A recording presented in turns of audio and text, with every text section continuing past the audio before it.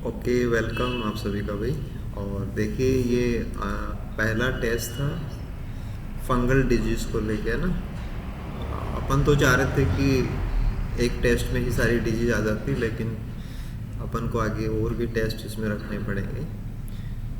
तो वैसे क्या है कि देखो, आरपीएससी के हिसाब से दोनों ही जो एग्ज़ाम्स है ना, चाहे तो असिस्टेंट प्रोफेसर बॉटनी का हो, चाहे आपका एग्रीकल्चर रिसर्च ऑफिसर में प्लांट पैथो वाला हो, दोनों के अंदर ही ये सेक्शन है। और अच्छे क्वेश्चंस आपसे पूछे गए थे, और आप लोगों ने, है ना, अटैम्प्ट भी अच्छा ही किया, प्रयास किया आप लोगों ने, है ना। तो अब अपन इनको डिस्कस कर लेते हैं ना। चलिए पहला क्वेश्चन देखते हैं कि डैम्पिंग ऑफ फंगस पाइथियम, है ना। ये एक तो क्या है कि पेपर उठा के देखेंगे तो डैम्पिंग ऑफ कौन कोज करता है ये पूछा गया है ना, वो तो पाइथियम इसमें आ गया है। इतना क्वेश्चन तो हो गया था पहले ही, है ना, कि डैम्पिंग ऑफ फंगस जो पाइथियम है वो बिलोंग कहाँ से करता है। ठीक है, देखो सेप्रोलैग्निडीज के अंदर तो सेप्रोलैग्निया, एक्लिफा, ये सब आते हैं जो वाटर फंजाई में आते हैं ना। एफेनोमाइसिस खुद एक जीनस का नाम है, जैसे पाइथियम एक जीनस का नाम है, वैसे एफेनोमाइसिस भी क्या है, जीनस का नाम है। ऊमाइसीट एक ग्रुप है, और पैरानो भी क्या है कि ऑर्डर का नाम है, वो भी ग्रुप है। अब देखो दो चीज़ें आ गई कि वैसे तो पाइथियम पैरानोस्पोरेलिस से बिलोंग करता है, ठीक है, लेकिन पैरानोस्पोरेलिस ऊमाइसीट के अंदर ही एक ऑर्डर है, राइट। तो अगर आपके पास दोनों ऑप्शन है तो ज़्यादा करेक्ट कौन है, ऑर्डर का नाम है। तो आंसर आपको देना चाहिए था पैरानोस्पोरेलिस। देखो मैंने आपको क्लास में बताया था कि आपको जितनी भी मैन डिजीज हैं वो कहाँ से बिलोंग करती है, क्योंकि ये एक तो होता है कि ऑर्गेनिज्म कौन है, पाइथियम हो गया। अब वो आता कहाँ से है, नेक्स्ट लेवल है, लेवल क्वेश्चन पूछने का अगला इस तरह है, ठीक है। ऐसे आप हर किसी को कहें कि उमाइसीट के, तो उमाइसीट में तो सभी आ जाते हैं, राइट। तो एक छोटा सा आपका एफर्ट होना चाहिए कि एटलीस्ट ऑर्डर है ना, कुछ ऐसी फीचर है जो उसके लिए यूनिक है। और वैसे आपको याद हो जाते हैं कि आपके कई सारे फंजाई हैं जो इस ऑर्डर से बिलोंग करते हैं, राइट। ठीक है, आगे चलते हैं कि ये था कि जो प्लाज्मोपारा है, ये इटैलिक्स में नहीं हुए, कोई बात नहीं। प्लाज्मोपारा विट्टिकोला ना, आपने ग्रेप्स के अंदर डिजीज कोज करता है, डाउनी मिल्ड्यू पढ़ा आपने, ठीक है। वो कौन से पौधों के ऊपर रोग पैदा करता है, पैथोजेनिक का मतलब रोग पैदा करने वाला। तो अगर आपको नाम ही ध्यान में रह जाता, सपोज कि ये अंगूर पे करता है, ग्रेप्स में आपने पढ़ा है, ठीक है। हालांकि प्लाज्मोपारा तो जीनस का नाम है, विट्टिकोला इसकी स्पीसीज है जो ग्रेप्स के ऊपर डिजीज कोज करती है, वो आपने एज ए मेंबर क्लास में पढ़ी है, ठीक है। तो मोनोकोट नहीं है, क्रासेज नहीं है, डाइकोट था, है ना। वैसे अपन ने जो क्लास में मटेरियल यूज़ किया वो एग्रियोस की बुक का यूज़ किया। एग्रियोस की बुक में जब आपने जनरल पढ़ा है इसके बारे में तो वहाँ पे ये चीज़ साफ है। यानी कि अगर आपने क्लासेस को, है ना, मैंने आपको उसमें बताया था कि क्लासेस जब आप कवर करते हो तो पढ़ने को तो आप सारा पढ़िए, लेकिन उसमें से कोई मेन चीज़ दिमाग लगाते रहो कि ये पूछी जा सकती है क्या, या ये पूछने लायक कोई क्वेश्चन बन सकता है क्या, ठीक है। आगे चलिए। हाँ, ये था कि फोलियर इन्फेक्शन, यानी कि पत्तियों के ऊपर होने वाले जो इन्फेक्शन होते हैं वो फोलियर होते हैं, आर नॉट कॉज बाय। तो एल्बुगो अपन सरसों में पढ़ते हैं, वाइट पस्चूस, है ना। फाइटोप्थोरा आलू में पढ़ते हैं, ब्लाइट डिजीज पत्तियों पे ही है। प्लाज्मोपारा अंगूर में पढ़ा अपने, पत्तियों पे ही है। पाइथियम है वो मेनली क्या करता है, सीडलिंग का जो कोलर पार्ट होता है ना, जमीन के पास वाला हिस्सा होता है, वहाँ पे वो पहले ब्लिस्टर्स बनते हैं, वाटर सॉग लेशंस बनते हैं, फिर कोलैप्सिंग हो जाती है, फिर पौधा मर जाता है, गिर जाता है, डैम्पिंग ऑफ हो जाती है। तो पाइथियम ये नहीं करता। हालांकि आपसे क्वेश्चन जो पूछे गए थे वो जैसे हमने क्लास में पढ़ाई की है ना, उसी क्रम से पूछे गए। जब पाइथियम पहले पढ़ा तो पहले क्वेश्चन पाइथियम के आ रहे हैं, है ना। तो डेफिनेटली दिमाग लगाते तो पता लग जाता है कि भी स्टार्टिंग में पाइथियम के क्वेश्चन ही है। ठीक है, आगे चलते हैं। ये भी था कि जैसे पाइथियम को अपन जानते हैं कि वो डैम्पिंग ऑफ करता है ना, डैम्पिंग ऑफ के नाम से वो प्रसिद्ध है। वो क्वेश्चन एक पैट सा हो गया लेकिन मैंने बताया था कि आपको दूसरे जो इन्फेक्शंस हैं वो भी याद होने चाहिए, ठीक है। तो जैसे मान लो कि कोई फ्रूट है, वो खेत में पड़ा है, मिट्टी के संपर्क में है, तो फ्रूट्स क्या होते हैं, सॉफ्ट होते हैं और उनमें पानी बहुत ज़्यादा होता है। तो सॉफ्ट फ्रूट्स जो होते हैं ना, उनमें भी पाइथेम इन्फेक्शन करता है और वो ऐसे पानी से भरे भरे से हो जाते हैं, गले गले से, उसको बोलते हैं लीक सिम्टम। तो ये भी पाइथेम का ही काम है ना। जो सॉफ्ट फ्रूट रॉट होता है एक प्रकार से, वहाँ पे आपने लिया था, ऐसी प्रकार से हमने सर्किल किया नाम को कि लीक सिम्टम कोज करता है, ठीक है। तो ये बाकी सब नहीं है यहाँ पे। हाँ, अगला क्वेश्चन था कि इनडायरेक्ट जर्मिनेशन ऑफ ऊस्पोर, कि पाइथियम के अंदर जो ऊस्पोर बनता है, उस ऊस्पोर के डायरेक्ट और इनडायरेक्ट का मतलब ये है कि एक तो इससे डायरेक्ट जर्म ट्यूब मिलने, वो तो हो गया डायरेक्ट। एक क्या होता है कि इसमें वेसाइकल बने और उस वेसाइकल के अंदर क्या बने, जूस्पोर बने। तो ये हो गया हमारा इनडायरेक्ट वे। अगर उसे डायरेक्ट जर्म ट्यूब निकलती है, वो तो आपका होता है कि जब टेम्परेचर ज़्यादा होता है, मॉइस्चर कम होती है। तो इनडायरेक्ट वाला फेवर कब किया जाएगा, जब ह्यूमिडिटी ज़्यादा होती है, राइट। तो थोड़ा सा इनडायरेक्ट वर्ड डाल के क्वेश्चन बनाने की कोशिश की गई थी। एक्स्ट्रा लो टेम्परेचर, तो एक्स्ट्रा लो का मतलब तो फ्रीजिंग पे ले जाओ, तो गलत है, वो नहीं होगा। Cold dark nights, dark night से कोई मतलब नहीं यहाँ पे, है ना। सीडलिंग के कचरे पड़े हों वहाँ पे, इसका कोई कनेक्शन नहीं है।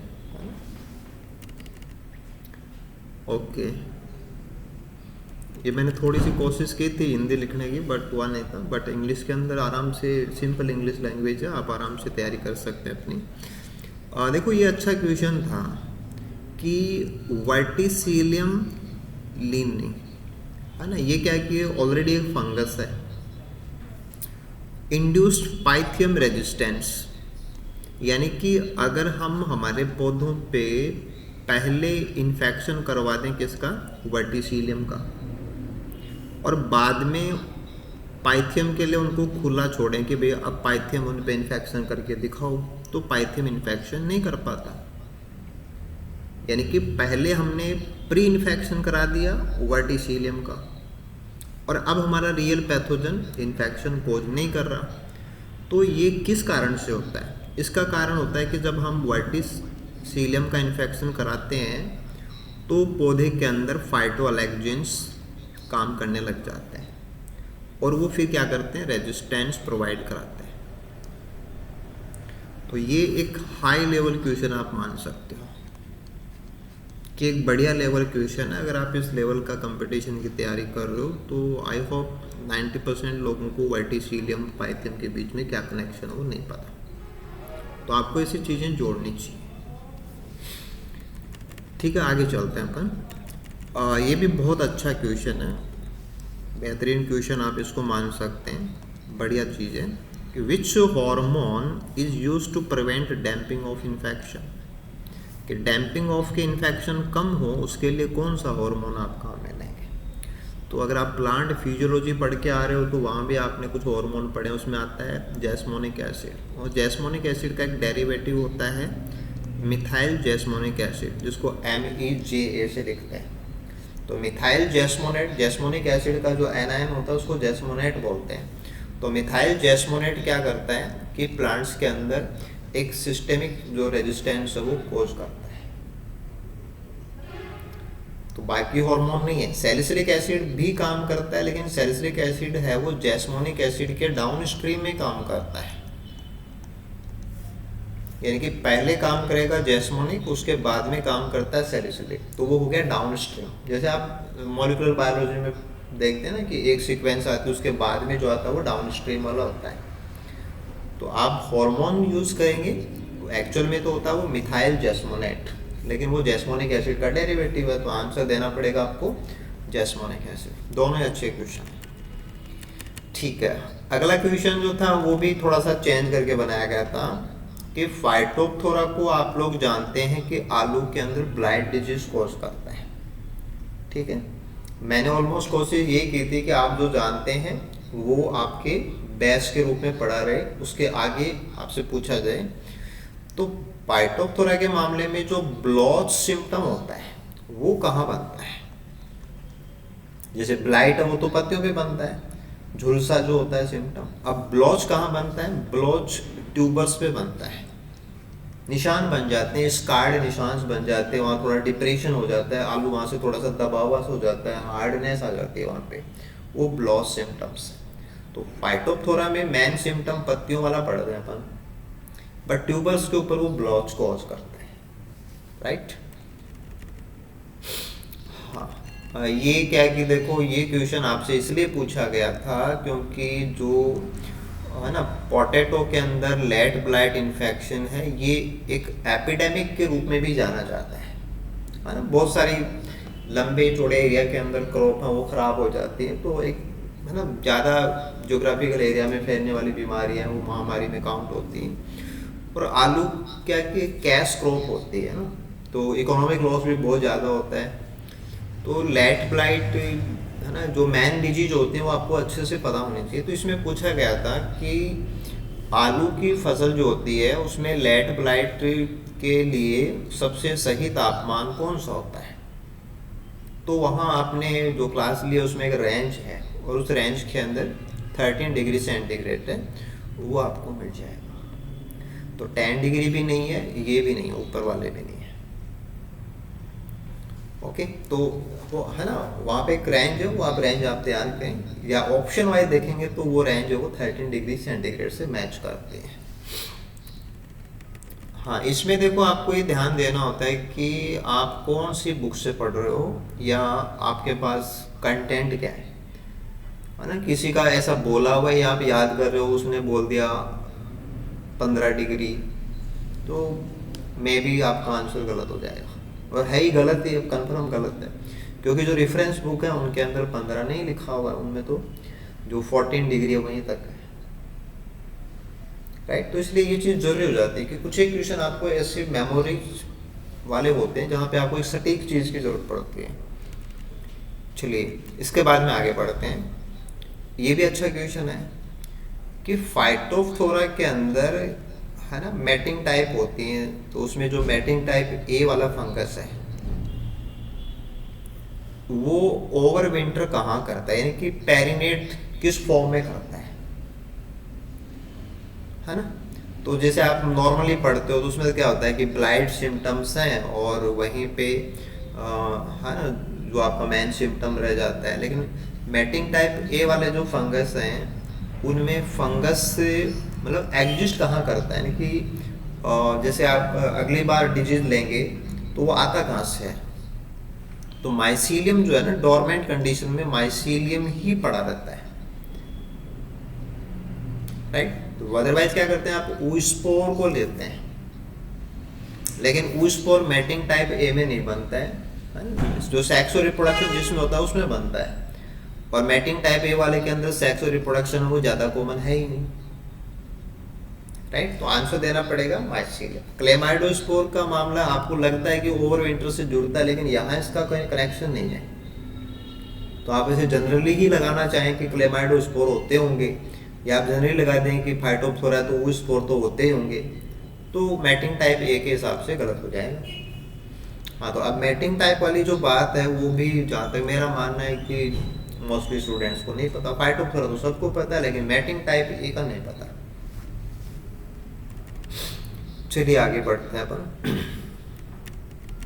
हाँ, यहाँ पूछा गया था कि फाइंड द ओड। ओड का मतलब जो थोड़ा सा असंगत लग रहा है आपको, थोड़ा सा अटपटा है, जो सही नहीं है वो ओड होता है, बाकी सब सही है, ये सेट नहीं हो रहा। लेट ब्लाइट है ना, फाइटोप्थोरा से जो लेट ब्लाइट होती है उसको लेके आपको है ना ये ओड चीज़ ढूंढनी है। देखो रेस्टिंग स्ट्रक्चर ऊस्पोर बनता है, सही बात है। कॉनिडिया इसके लेमन सेप्ड होते हैं, पेपिलेट होते हैं, लेमन सेप्ड होते हैं, सही बात है। ब्लाइट जो है वो जूस पोर से ज़्यादा फैलती है ना, जब ह्यूमिड कंडीशन होती है, ये दिया था। इसका जो मोड है वो फैकल्टेटिव पैरासाइट नहीं है ना, एल्बुगो तो है लेकिन फाइटोप्थोरा नहीं है। एल्बुगो तो वीक में लेते हैं तभी तो डैम्पिंग ऑफ करता है, और ये उससे स्ट्रॉन्ग है, तो ये क्या है कि फैकल्टेटिव पैरासाइट नहीं है, ऑब्लिगेट पैरासाइट है। जो लिविंग होस्ट को डायरेक्टली कंज्यूम करने की कैपेसिटी रखता है वो फैकल्टेटिव नहीं होता, वो अविकल्पी होता है। तो पाइथियम होता तो फैकल्टेटिव होता, और फाइटोप्थोरा है तो ऑब्लिगेट है। स्क्लेरोस्पोरा लेंगे ऑब्लिगेट है। तो पाइथियम पूछा जाता है क्योंकि वो कमजोर है, इसलिए आपको ध्यान होना चाहिए। आगे चलते हैं। देखो आपकी लास्ट पेपर्स के अंदर जो है ना ब्लाइट डिजीज होती है उसको लेके कंप्यूटर सॉफ्टवेयर प्रोग्राम है, उसको ब्लाइट कास्ट बोलते हैं, है ना। ब्लाइट कास्ट पूछा भी गया। अब यहाँ आपसे ये पूछा गया था कि ब्लाइट कास्ट जो प्रोग्राम है, कंप्यूटर प्रोग्राम है, उसमें जो हम डाटा देते हैं सॉफ्टवेयर को, तो वहाँ वो लगातार कितने दिनों का डाटा इस्तेमाल करके आपको भविष्यवाणी करके बताता है कि जो झुलसा रोग है उसकी संभावनाएं बताने के लिए सिस्टम को लगातार कितने दिन का डाटा चाहिए। तो वो है 7 days, कि वहाँ पे एक विंडो होती है और वो लगातार आप उसको डेली डाटा देते हैं, तो वो 7 दिन का डाटा जो होता है उसको एनालाइज करके आपको ब्लाइट की संभावनाएं बताता है, यानी कि 1 वीक का इंफॉर्मेशन उसको चाहिए। ठीक है। अब इसके बाद में अगला क्वेश्चन भी इसी को लेके था कि इंडो ब्लाइट कास्ट, है ना, ये भी जो ब्लास्ट डिजीज है उसके प्रेडिक्शन के लिए बनाया गया इंडियन प्रोग्राम है इंडो ब्लाइट कास्ट। इसका डेवलपमेंट कहाँ किया गया? तो इसका डेवलपमेंट शिमला में किया गया है। तो दोनों ही क्या है कि टेक्निकल क्वेश्चन है थोड़े से, राइट। हाँ, इसके बाद में नेक्स्ट क्वेश्चन ये भी जैसे पाइथियम में आपने क्वेश्चन देखा था, वैसे यहाँ पे ये भी इस बार ये फाइटोप्थोरा के लिए है कि potato plants pre inoculated. Pre inoculated का मतलब होता है कि रियल जो पैथोजन है उससे पहले हम किसी दूसरे का इन्फेक्शन करा दें। इनोकुलेशन का मतलब संरोपित करना होता है कि किसी को लगाना है, किसी को अटैच करना। किससे कर रहे हैं अपन? Tobacco necrosis virus. तो आलू के पौधों के ऊपर हम पहले इन्फेक्शन करा देते हैं TNV का। ठीक है, उससे हमें क्या मिलता है कि लेट ब्लाइट के चांसेज हैं वो कम हो जाते हैं, यानी कि उसमें रेजिस्टेंस आ जाता है। तो ये क्या है? तो इसको अपन बोलते हैं सिस्टेमिक एक्वायर्ड रेजिस्टेंस, SAR, है ना। आपने किसी से इन्फेक्शन कराया, जैसे आपने लास्ट क्वेश्चन में फाइटोलैक्जेंस लिया, तो फाइटोलैक्जेंस आर द केमिकल्स, और उनसे होता क्या है? वो है सिस्टेमिक एक्वायर्ड रेजिस्टेंस। तो दोनों क्वेश्चन में आपके 2 कॉन्सेप्ट क्लियर हो गए, राइट। नेक्स्ट चलते हैं। हाँ, ये था कि लेट ब्लाइट को लेके रेजिस्टेंट वेराइटीज हैं वो हम क्रॉपिंग में काम में लेते हैं। अब आलू की तो बहुत ये सारी आलू की वैरायटीज हैं, कुफरी है, एलोटी है, अजारिया, विक्टोरिया, ये सब क्या है? रेजिस्टेंस है। लेकिन क्वेश्चन ये था कि इनमें से रेड पोटैटो कौन सा है या रेड स्किन पोटैटो कौन सा है? तो वो है एलोटी। आपको क्या ध्यान देना है कि ये सारी ही वैरायटीज इंडियन वैरायटीज हैं और ये सारी ही लेट ब्लाइट रेजिस्टेंट हैं। लेकिन इनमें से बाकी सब है वो आपके जो वाइट ब्राउन आलू होते हैं वो हैं, जबकि एलोटी है वो कैसा है? रेड स्किन वाला आलू है, जो बाहर से देखने पे लाल रंग का होता है। ठीक है। हाँ, नेक्स्ट आते हैं। हाँ, ये क्वेश्चन आ गया कि डाउनी मिल्ड्यू फंजाई जो है, अब मैंने आपको बताया था कि आपके ऐसे कभी भी क्वेश्चन आए तो आपको क्या है कि कोई भी एक मेंबर पकड़ लेना। जैसे आपको डाउनी मिल्ड्यू के अंदर सपोज बाजरा वाला ध्यान में आ गया, स्क्लेरोस्पोरा ग्रामिनिकोला, तो वो क्या है? ऑब्लिगेट पैरासाइट है, लिविंग होस्ट के ऊपर ही जिंदा होते हैं, डेड के ऊपर कभी नहीं होते। ऑब्लिगेट 100% जो पैरासिटिक नेचर के होते हैं। आगे बढ़िए।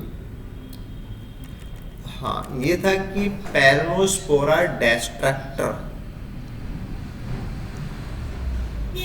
ये कौन से होस्ट के ऊपर पैरासिटिक होता है? तो ये ऑनियन के ऊपर इन्फेक्शंस कॉज करता है ना। क्लास में भी मैंने आपको बताया था कि जो आपके यहाँ से मेन क्रॉप्स हैं उनके बारे में थोड़ा सा आपको अवेयर रहना है। ठीक है। प्लाज्मोपारा विटिकोला, ये तो आपके अंगूर के अंदर मेन डिजीज आपने पढ़ी है। ठीक है। मेनली ओवर विंटर्स एज, तो प्लाज्मोपारा के केस के अंदर जो फंगस है वो मतलब लंबे समय तक कहाँ अपने आप को मेंटेन करता है। देखो पत्तियों पे इन्फेक्शन होता है तो पत्तियां तो झड़ जाएंगी, पत्तियां झड़ जाएंगी तो नीचे गिर जाएंगी। बेरीज पे इन्फेक्शन होता है अंगूर के ऊपर तो अंगूर भी झड़ जाएंगे, उसका बंच भी झड़ जाएगा, वो भी नीचे गिर जाएगा। अब पौधे की पत्तियां ऊपर होती हैं क्योंकि अंगूर की तो बेल होती है, और पत्तियां या कचरा पड़ा है जमीन के ऊपर तो वहां से फिर इन्फेक्शन वापस पत्तियों पे नहीं जाता। हाँ, सेकेंड इन्फेक्शन तो फैलता उससे, बट मेन इन्फेक्शन कहाँ से आएगा कि जो आपके पौधे के इन्फेक्टेड भाग हैं जिसमें कि उसका तना हो सकता है, शाखाएं हो सकती हैं, उसमें माइसीलियम है वो डोरमेंट पड़ा रहता है। तो आपका ना जो पूरा एक कॉन्सेप्ट जो आपने क्रिएट किया है डिजीज कैसे आपने पढ़ी है ना, जैसे आप उस पोर पे ही ज़्यादा जोर दे रहे हो तो गलत हो जाएगा। ठीक है। हाँ हाँ, ये एक कॉमन फीचर से जुड़ा हुआ क्वेश्चन था कि एक तो ब्रांचिंग हो और ब्रांच भी आगे जाकर क्या हो उसमें फॉर्क्स बन जाए, है ना, जैसे बाईफॉर्क, ट्राईफॉर्क ऐसे नाम आए थे आपको। ऐसे स्पोरेंजियोफोर आपको कहाँ मिलेंगे, सभी में है ना। आपने अगर इनके सबके डायग्राम देखे तो सबके डायग्राम में एक चीज ये कॉमनली आती है। ठीक है। अगला क्वेश्चन बोर्डेक्स मिक्सचर को लेके था कि डाउनी मिल्ड्यू को कंट्रोल करने के लिए हम एक फंजीसाइड इस्तेमाल करते हैं और उसको बोर्डेक्स मिक्सचर बोलते हैं। तो बोर्डेक्स मिक्सचर जो है वो एक्चुअल में कौन से मेटल के ऊपर बेस्ड होता है, तो वो कॉपर कंटेनिंग है ना। उसके अंदर जो मेटल होता है वो कॉपर होता है ना, कॉपर कंटेनिंग फंजीसाइड है, कॉपर टॉक्सिक होता है, कॉपर कंटेनिंग फंजीसाइड का एग्जांपल है। ओके, अगला क्वेश्चन था कि एल्बुगो कैंडिडा जो कि सरसों के अंदर श्वेत कीट रोग पैदा करता है ना, उसके बारे में था कि उसकी एसेक्सुअल स्टेज आपको कहाँ देखने को मिलेगी। तो एसेक्सुअल स्टेज का मतलब होता है कोनिडिया। कोनिडिया कहाँ बनते हैं, वाइट ब्लिस्टर्स के अंदर। वाइट लेसन्स नहीं बनते, वो ब्लिस्टर्स होते हैं, है ना। लेसन का मतलब धब्बा निशान होता है, और ब्लिस्टर का मतलब फफोले जैसा होता है, तो थोड़ा सा सतह से ऊपर उठ गया है। तो कोनिडियो फोर के ऊपर चैन बनती है तो बाद में एपिडर्मिस रप्चर करते हैं अपन, तो ब्लिस्टर इज करेक्ट वर्ड, है ना। डिफॉर्म पत्तियां नहीं होती हैं, डिफॉर्म फ्लोरल पार्ट होता है लेकिन वहां पे ऊस्पोर बनते हैं जो सेक्सुअल का पार्ट है। ठीक है। अगला क्वेश्चन भी एल्बुगो से ही था कि एल्बुगो के अंदर जो पुष्पक्रम होता है वो एकदम से विकृत हो जाता है, हाइपरट्रोफाइड हो जाता है। तो वहाँ आपको मेनली क्या मिलता है, are the main site of, तो वहाँ पे ऊस्पोर बनते हैं। सेक्सुअल रिप्रोडक्शन पूरा हो जाएगा, वहाँ पे ऊस्पोर बनते हैं। तो ऊस्पोर क्या काम आते हैं, ओवर विंटरिंग के काम आते हैं। अब यहाँ पे लिखा ओवर समरिंग। अब देखो एल्बुगो का इन्फेक्शन सरसों पे है, सरसों की फसल है वो सर्दियों में ली जाती है, उसके बाद में गर्मी आएंगी। तो ओवर विंटरिंग का मतलब सर्दियाँ पार करना, ओवर समरिंग का मतलब गर्मियाँ पार करना। तो अगली फसल कब आएगी, गर्मियाँ और रेनी सीजन जाएगी उसके बाद आएगी। तो पेरिनेशन से जुड़ा हुआ मामला है, पेरिनेशन ऊस्पोर करता है, राइट। वो मेन साइड प्राइमरी इन्फेक्शन की नहीं है, वो मेन साइड किसकी है, ओवर समरिंग, क्योंकि वहां पे ऊस्पोर बनते हैं, ऊस्पोर उसमें पड़े रहते हैं हाइपरट्रोफाइड में। नेक्स्ट क्वेश्चन पे आ जाइए। हाँ, एल्बुगो वाले केस में आपको बताना था कि व्हाइट रस्ट फंजाई के अंदर जो कोनिडिया है, कोनिडिया, स्पोरेंजिया या स्पोरेंजिया कोनिडिया, ऐसे तीनों नाम आप अप्लाई कर सकते हो। वो कैसे होते हैं, सेल तो एक ही होती है, न्यूक्लियाई कई सारे होते हैं, लेकिन जो सिनोसिटी कंडीशन है वो आपको इसमें अप्लाई करनी है बस, राइट। तो माइसीलियम में तो क्या होता है कि सेल नहीं होती, लेकिन यहाँ पे क्या है, यूनिसेलुलर है और मल्टीन्यूक्लिएट है। ओके। अगला था कि जो हम व्हाइट रस्ट को कंट्रोल करने के लिए एक फंजीसाइड का इस्तेमाल करते हैं उसका नाम है मेटालिक्सल। तो मेटालिक्सल का इस्तेमाल हम कैसे करते हैं, हम पत्तियों के ऊपर इसका स्प्रे करते हैं, तो फोलियर स्प्रे होता है, seed treatment, seed soil mixture ऐसे नहीं है। तो कोई भी फंजीसाइड है वो कहाँ काम आता है, कैसे काम आता है, तो फोलियर इन्फेक्शन को कंट्रोल करता है, यानी कि हम पत्तियों के ऊपर उसका छिड़काव करते हैं। नेक्स्ट चलते हैं अपन। हाँ, white rust resistance Brassica variety कौन सी है? तो जो सरसों की वैरायटी है स्वर्णिम, है ना, जो ये पूसा से डेवलप की गई है, पूसा स्वर्णिम, ये ब्रेसिका की वैरायटी है जिसमें वाइट रस्ट नहीं होता। तो ये ऐसे क्वेश्चन आप लोगों के लिए बहुत इंपॉर्टेंट हो जाते हैं, क्योंकि कुछ क्वेश्चन इस लेवल के कंफर्म होते हैं, उसमें आपको यही पूछा जाता है कि रेजिस्टेंट वैरायटीज कौन सी है। अगला क्वेश्चन था कि अर्ली ब्लाइट ऑफ पोटैटो जो है ना, जो कि अल्टरनेरिया से होता है, उसमें डायग्नोस्टिक सिम्टम क्या बनता है? डायग्नोस्टिक का मतलब होता है कि उस सिम्टम को देख के आप कंफर्म कर सकते हो कि यही है। तो देखो वहाँ ब्लाइट होता है, लेकिन ब्लाइट जो भी होता है या स्टेम के पार्ट होते हैं जहाँ पे ब्राउनिश सिम्टम कोज होते हैं, वहाँ पे ब्राउन कलर की रिंग्स बनती है ना। क्लास में मैंने बताया था कि ऐसे ब्राउन कलर की रिंग्स बनती है, और बुक के अंदर भी हमने इस चीज़ को देखा था। तो ये उसका कैरेक्टरिस्टिक सिम्टम है ना। ब्लाइट हो जाए, भूरा रंग हो जाए, लेकिन रिंग बनने का मतलब ये अल्टरनेरिया का काम है, वरना तो ब्राउन कलर का झुलसा तो पाइटोप्थोरा भी करता है, राइट। अल्टरनेरिया के कोनिडिया कैसे होते हैं, ये तो आपको रट गया होगा, म्यूरिफॉर्म प्रकार के होते हैं ना, उसमें हॉरिजॉन्टल वर्टिकल सेप्टा होते हैं, ठीक है। हाँ, ये था कि अल्टरनेरिया जो फंगस है वो ज़्यादा कोनिडिया कब बनाता है। ये बढ़िया क्वेश्चन है, अच्छा क्वेश्चन है। देखो जब अपन बुक से पढ़ रहे थे तो उसमें एक चीज़ आई थी कि अगर हम यूवी फिल्टर यूज़ करते हैं, यानी कि यूवी लाइट को हम हटा देते हैं, तो फंगस कोनिडिया कम बनाता है, यानी कि यूवी लाइट ज़्यादा कोनिडिया बनाने के, यानी कि यूवी की प्रेजेंस के अंदर अल्टरनेरिया ज़्यादा कोनिडिया बनाता है।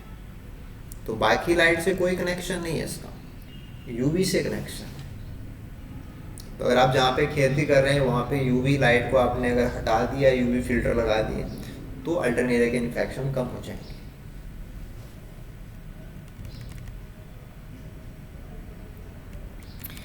ठीक है, अगला क्वेश्चन था कि जो हमारा स्क्लेरोस्पोरा ग्रामिनिकोला होता है, जो कि बाजरे के अंदर इन्फेक्शन कोज करता है, वो दूसरी एक घास और है सेटेरिया इटैलिका, जिसको अपन फॉक्सटेल ग्रास बोलते हैं, उसको भी इन्फेक्ट करता है। तो वो क्या है? वो है इसका को होस्ट। देखो प्राइमरी होस्ट तो कौन है? बाजरा। अल्टरनेटिव होस्ट जैसे आप पक्षियां के मामले में लेते हो कि जिस समय पे गेहूं नहीं होता है तो विकल्प क्या है? अल्टरनेट विकल्प को बोलते हैं, तो विकल्प होता है बारबेरिस। तो वो ये यहाँ नहीं है, यहाँ क्या है कि वो सिमिलरली सेम टाइम के ऊपर दोनों घासें हैं, बाजरा भी घास है, फॉक्सटेल भी घास है, दोनों के ऊपर सेम टाइम इन्फेक्शन करता है ना, तो को होस्ट के रूप में यूज करता है। अच्छा क्वेश्चन था ये। अगला क्वेश्चन बिल्कुल उसी प्रकार से है, राजस्थान के रेफरेंस के अंदर ये एक बढ़िया लेवल आप मान सकते हो कि ग्रीन ईयर की वजह से आपको उपज में कितनी कमी होती है ना। बाजरा हमारी इकोनॉमी का पार्ट है, इसलिए ये चीज़ इंपॉर्टेंट हो जाती है कि ग्रीन ईयर वाली बीमारी से हमारी फसल में उपज में कितनी हानि होती है, तो वो है अप टू 30%। स्टैंडर्ड बुक्स का जो डाटा है उसके अकॉर्डिंग आपको आंसर देना होता है। ठीक है, अगला क्वेश्चन देखते हैं। हाँ, in bajra growing areas green ear symptoms are more frequent than downy mildew, कि पत्तियों वाले सिम्टम हैं वो तो कम बनते हैं और जो बाली लीफी हो जाती है वो ज़्यादा बनते हैं। इसका कारण क्या है? इसका कारण ये कि हमारे इंडिया के अंदर जो फंगस है उसकी जो रेसेज हैं वो रेसेज उस प्रकार की हैं कि वो ग्रीन ईयर सिम्टम ज़्यादा कोज करती हैं, डाउनी मिल्ड्यू कम करती हैं। हमारे क्लाइमेट से कोई कनेक्शन नहीं है, हमारे बाजरा की वैरायटी से कोई कनेक्शन नहीं है, हमारी फसल लेने के तरीके से कोई कनेक्शन नहीं है, कि इंडियन वैरायटी जो है स्क्लेरोस्पोरा ग्रेमिनिकोला की रैसेज जो है वो ग्रीन ईयर सिम्टम ज़्यादा फ्रिक्वेंटली कोज करती है instead of downy mildew symptom. Okay, आगे बढ़ते हैं। ये था कि ग्रीन ईयर जो प्रॉब्लम होती है उसमें हमने देखा था कि जो बाली के अंदर फूल वाले भाग होते हैं फ्लोरेट वो लिपी लिपी हो जाते हैं, है ना, तो वायरसेंस बोलते हैं उसको। तो ग्रीन ईयर प्रॉब्लम के अंदर वायरसेंस जो होता है उसमें क्या होता है कि फ्लोरेट्स हैं वो हरे हो जाते हैं। वायरसेंस का मतलब लंबा हो जाना नहीं है, हरा हो जाना है, ठीक है, पत्तियों जैसा हो जाना, ग्रीननेस आना होता है। हालांकि फीचर सारे होंगे, है ना, वो लंबे भी हो जाएंगे, वो हाइपरट्रोफाइड भी हैं, वो स्ट्राइल भी हैं, लेकिन वायरसेंस का मतलब होता है टू टर्न ग्रीन।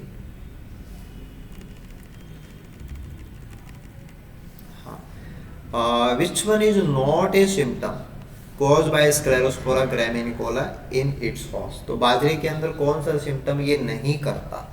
देखो, ग्रीन ईयर करता है, डाउनी मिल्ड्यू करता है, बाजरे के अंदर साखन बढ़ जाता है, जमीन से उसके टिलर्स वो ज़्यादा बनते हैं, और पौधे हैं वो बौने रह जाते हैं, लॉन्गर प्लांट्स नहीं बनेंगे, शॉर्ट प्लांट्स होते हैं, पौधे बौने ही रहेंगे, स्टंटेड रहेंगे, ड्वार्फ रहेंगे, बीमार पौधे लंबे नहीं होते, है ना, आपको दिमाग नहीं लगाना है, बीमार पौधे ज़्यादा लंबे नहीं होते, ठीक है। हाँ, आगे चलिए। नेक्स्ट क्वेश्चन था कि ग्रीन ईयर प्रॉब्लम के अंदर जो माइसीलियम है वो किस प्रकार का होता है। तो यहाँ पे जो नाम दिए गए हैं उसके हिसाब से वो क्या है, उसका एक हिस्सा एंथ्रीडियम बनाता है, बाकी हिस्सा माइसीलियम के रूप में रहता है, तो वो यूकार्पिक होता है ना। एंडोकार्पिक जैसा कोई मतलब यहाँ पे नहीं है, एक्सो जैसा कोई मतलब नहीं है।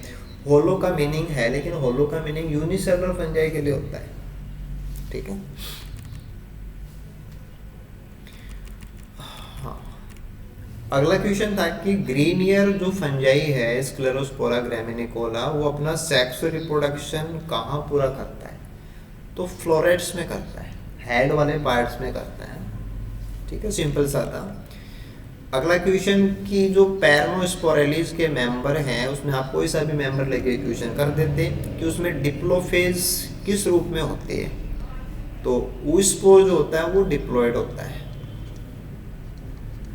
तो डिप्लोफेड ऊस्पोर के रूप में रिप्रेजेंट होती है। डिप्लॉयड कोनिडिया नहीं होते, वो सिनोसिटिक होते हैं, मल्टीन्यूक्लिएट वाले। डिप्लॉयड स्पोर जैसा कुछ नहीं है, डाइक्रोटिक माइसीलियम एस्कोबैसिडियो का लेवल होता है। हाँ, ये बहुत अच्छा क्वेश्चन है कि स्क्लेरोस्पोरा के जो इन्फेक्शन है वो मुख्यतया प्राइमरीली किस रूप में हो या किस प्रकार के होते हैं, वो होते हैं सॉइल बॉर्न,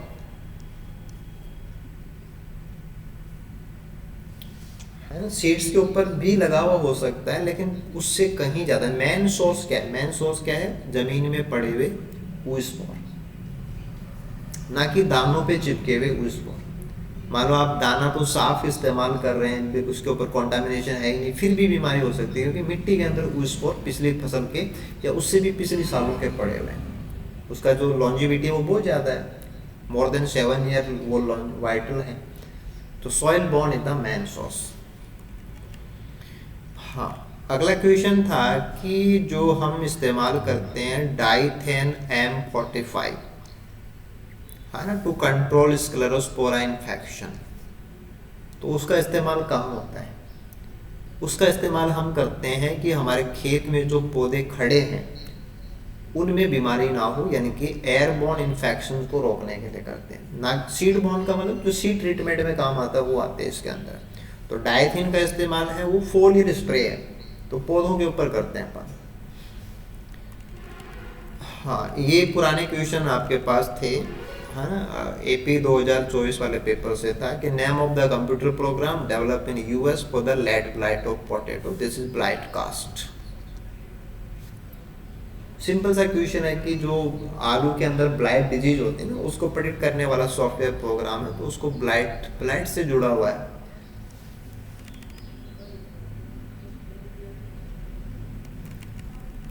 हाँ, नेक्स्ट क्वेश्चन पे आइए। ये भी 2024 के पेपर का क्वेश्चन था। कुछ क्वेश्चन ना जो टॉपिक्स अपन ने कवर किए ना उनके वाले ही मैंने डाले हैं, बाकी क्वेश्चन अपन आगे के टेस्ट में देखेंगे। मैचिंग करनी है आपको, प्लांट डिजीज है और पैथोजन है, ठीक है। ऐसे क्वेश्चन क्या है कि आई होप इजी होते हैं, है ना। जैसे आपके पास 4 ऑप्शन हैं, तो जहाँ तक मुझे लग रहा है कि सबसे ज़्यादा जो सिंपल आपके लिए वो तो है डाउनी मिल्ड्यू ऑफ बाजरा। तो डाउनी मिल्ड्यू ऑफ बाजरा जुड़ता है स्क्लेरोस्पोरा ग्रैमिनिकोला से। तो आप में डी के अंदर आपके पास ये आएंगे,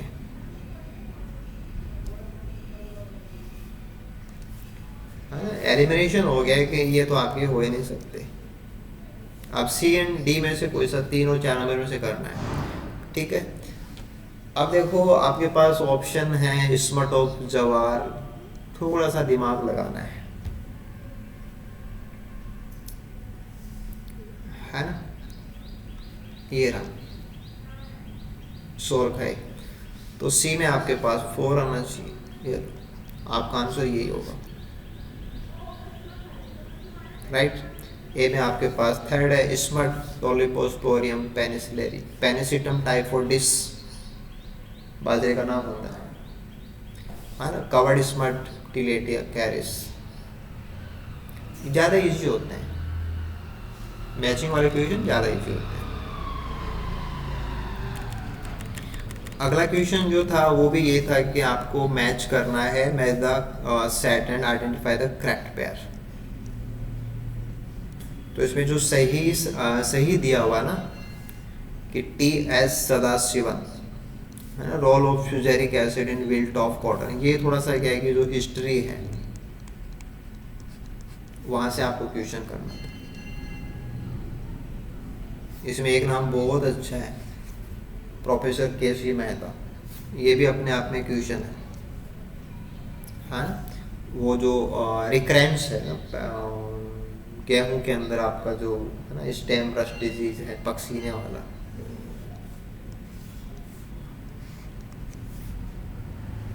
तो ये अपने आप में ही क्वेश्चन है, ये भी बहुत इंपॉर्टेंट क्वेश्चन है। तो थोड़ा सा क्या कि हिस्टोरिकल आया हुआ है, 2015 के पेपर में क्वेश्चन आया हुआ है, तो आपको इन चीज़ों पे काम करना चाहिए। जो क्वेश्चन आपको मिल रहे हैं उनके अंदर जो चीज़ें आई हैं उनको आप सर्च करो, मे बी है ना, मे बी आपके पास नोट्स में नहीं है तो आप उसको ऐड करो। ये भी 15 का एक क्वेश्चन है, बहुत सिंपल सी बात थी कि पाइथियम डैम्पिंग ऑफ, कुछ भी नहीं पूछ रखा। और ऐसे ये 2015 में क्वेश्चन था, मैचिंग वाला क्वेश्चन है। तो देखो आपके पास स्क्लेरोस्पोरा आया हुआ है, तो आप इसको जोड़ेंगे डाउनी मिल्ड्यू, हाँ तो ए में बी जुड़ गया, सही है। और बी से डी को जोड़ें तो पाउडरी मिल्ड्यू, अल्टरनेरिया सोलेनाई, ये तो पाउडरी मिल्ड्यू नहीं करता, तो ब्लाइट डिजीज कोज करता है, ब्लाइट इनमें नहीं है ना, तो ये मैच नहीं हो सकता। और टिक्का डिजीज सार्कोस्पोरा, ये तो मैच है, सी होना चाहिए, लेकिन वो यहाँ ऑप्शन में नहीं है ना। मेलेडोगाइन रूट नॉट डिजीज कोज करता है, डी होना चाहिए, तो डी ऑप्शन में नहीं है, राइट। आगे चलते हैं।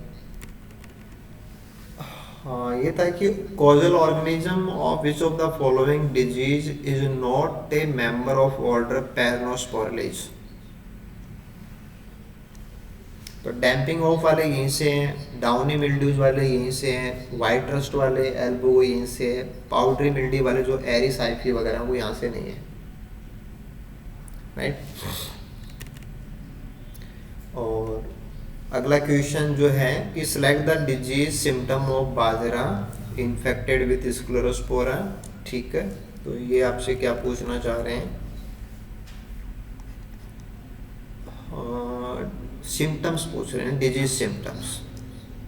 तो पाउडरी मिल्ड्यू तो है नहीं, डाउनी मिल्ड्यू होता है। Conversion of various floral parts into leafy structure, ये होता है। और लॉन्ग कॉपर कलर्ड धारियाँ बनती हैं, ऐसा नहीं है। तो आपके पास क्या आ गया, बी एंड सी आ गया। तो सिम्टम से पूछा हुआ है।